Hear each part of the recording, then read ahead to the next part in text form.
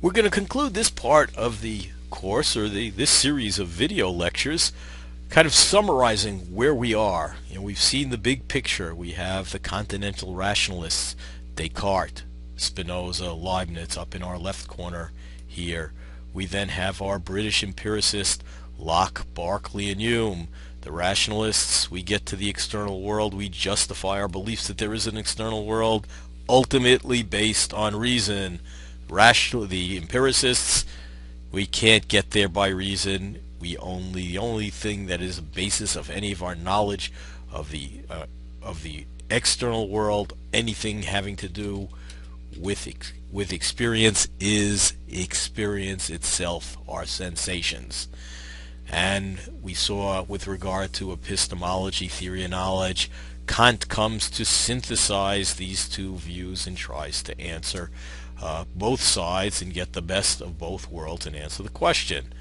We mentioned Thomas Hobbes down here on our second tier, who was really a first tier philosopher, but kind of got started a little bit before modern philosophy got started, best known for his work in political philosophy, but nonetheless has some significant views that we'll be seeing with regard to the mind-body power problem and freedom and determinism. There are no minds. He is a materialist.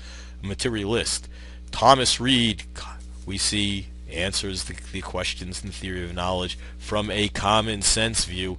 And by the way, there are, in contemporary times, or closer to our times, more contemporary for me, maybe less for you guys, back in the 19th century, some of the great British philosophers, G.E. Moore, came at the problems from a similar perspective to Thomas Reid.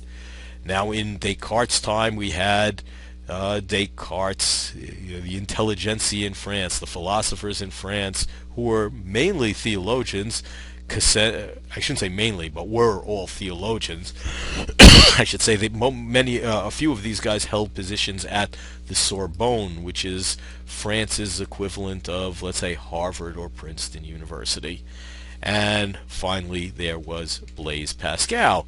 And to lay these out, if I could get the screen to change, to lay these out, we see the guys on the continent, France, Holland, and Germany. Maybe Holland isn't right because it's probably Holland and Belgium in those days. We see, the rationalists ended up being there, plus Kant, and in the British Isles, England, Ireland, and Scotland, we get Hobbes, Locke, Berkeley, Hume, and Reid. And if that name Berkeley rings a bell and you're wondering, why is he based in Ireland? He actually came to the United States to found a university. And I might have mentioned this when we were talking about Berkeley, the city of Berkeley, where there's a very famous and well-respected university, the University of California at Berkeley, even though they don't pronounce it the way he did, but it is really named, the city is, and ultimately the university, named after George Berkeley. Now, just to line things up on a timeline, and I told you guys I'm not an expert on history, nor are we really looking at this from an historical, a perspective of intellectual history, from an historical perspective. Nonetheless, we get an idea. We see things getting started in our period in 1590s when Descartes and Hobbes got started. Descartes up here in green. I have the rationalists in green, the empiricists in blue, Kant in black, and we see that Descartes, where Descartes' lifespan was, and his writings kind of overlapped with Hobbes and Locke in the British Isles, Spinoza's with Descartes and with Leibniz, and Leibniz as well overlapping. And then we see Locke, and there was interaction between Locke and some of the rationalists, in particular Leibniz. Leibniz was responding to Locke's criticisms of Descartes on the theory of knowledge.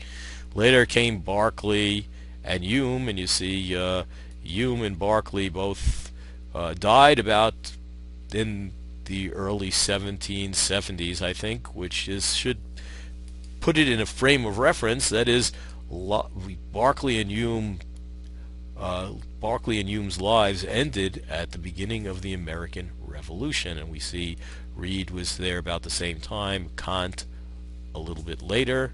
And what's interesting, when I mentioned from a perspective of political philosophy, Hobbes and Locke's views really were fundamental and laid the groundwork for some of the concept, Locke especially, for some of the basic concepts of rights that we have in our Constitution and issues that were raised in the Declaration of Independence, for reasons for declaring our independence or breaking away from England.